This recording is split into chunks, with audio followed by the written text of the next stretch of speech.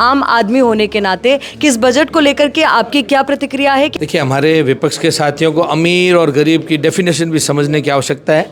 देश के अंदर जीएसटी लागू 17 में की और 25 के अंदर उसको सरलीकरण कर खेजड़ी के लिए जो 1956 से लेकर के आज तक कोई भी कानून नहीं बनाया गया। आज मंत्री के बिश्नोई ने बाड़मेर में प्रेस मीट रखी और खास करके बजट को लेकर के, तो सबसे पहले आप ही की प्रतिक्रिया जानना चाहूंगी एक आम आदमी होने के नाते कि इस बजट को लेकर के आपकी क्या प्रतिक्रिया है? क्या पिछले बजट के मुताबिक ये बजट पिछले बजट से बेहतर या इस बार कुछ कमी खामियां सबसे ऊपर?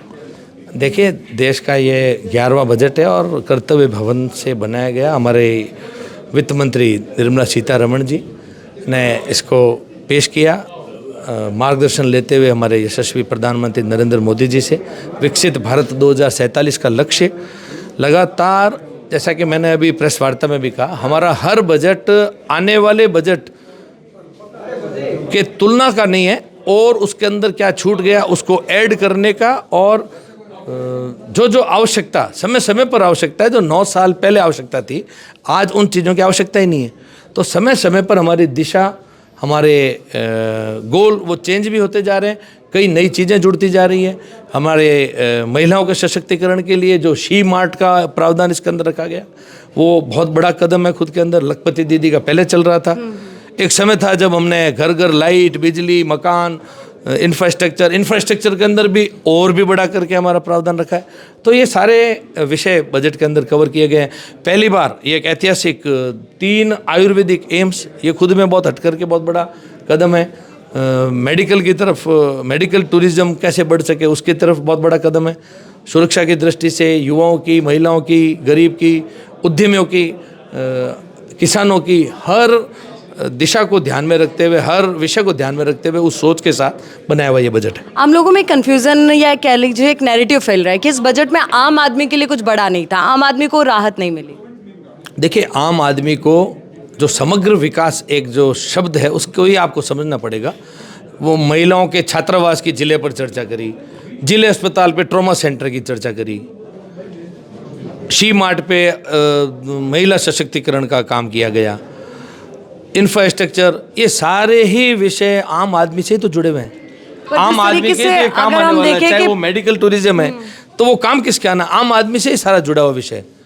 तो इसको अपन शब्दों के अंदर घुमा फिरा करके ना पूछें या समझें, ये एकदम स्पष्ट है कि ये बजट आने वाले समय में और भी हमारे देश को मजबूत करने वाला बजट है। आने वाले समय में जो मात्र 8 वर्ष तक देश के अंदर जीएसटी लागू 17 में की और 25 के अंदर उसको सरलीकरण करके 56वें जीएसटी काउंसिल के अंदर जो निर्मला सीतारमण जी ने देश के एक आम नागरिक को जीवन को सुगम बनाने के लिए कदम उठाया, वो खुद में एक नायाब बहुत बड़ा कदम था।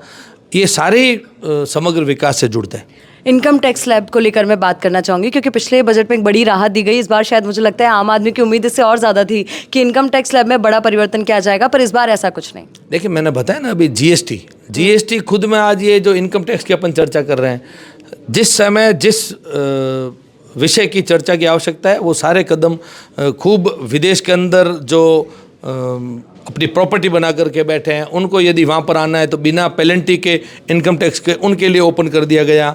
आज समय समय पर इस जो नवा बजट पेश किया गया, हर बजट खुद में आगे आने वाले फ्यूचरिस्टिक बजट मैं बोलूँगा कि फ्यूचर को ध्यान में रखते हुए हर उस महत्वपूर्ण कदम जो कोई पीछे ना रह जाए, या पिछली बार कोई विषय टच ना किया हो उसको वापस कैसे टच कर लिया जाए या और उसको अच्छा कर दिया जाए, इस तरीके का ये बजट है। बिल्कुल, तमाम अहम बातें रही, पर वहीं एक चीज़ और आपसे समझना चाहूँगी। विपक्ष एक मुद्दा उठा रहा है कि जो बजट रहा वो अमीर फ्रेंडली रहा और गरीब इग्नोरेंट रहा।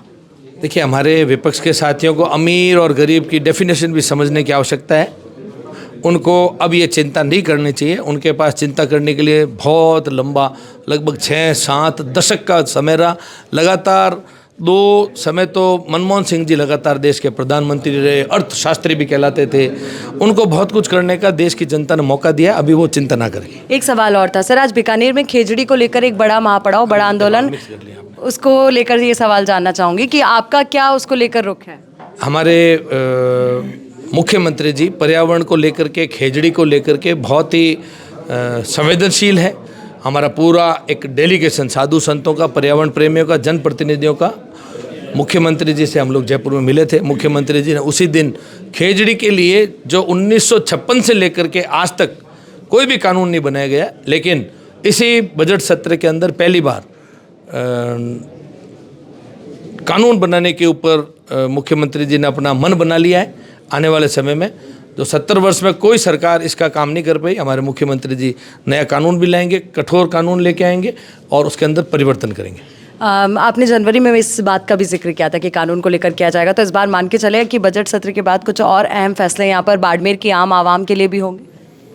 देखिए, जैसा कि हमारे देश का बजट है वैसे ही हमारे प्रदेश का भी बजट है और समग्र विकास के लिए आएगा। चलिए, बहुत बहुत शुक्रिया आपका। तो ये थे हमारे साथ मंत्री के बिश्नोई, जिन्होंने तमाम अहम बातों को लेकर के बात रखी, बजट को लेकर खुलकर उन्होंने बात रखी, विपक्ष के तमाम सवालों का जवाब दिया और तमाम समसामयिक मुद्दों पर भी अपनी बात रखी। वीडियो जर्नलिस्ट स्वरूप परिहार के साथ आयुषी विजय, द खटक, बाड़मेर।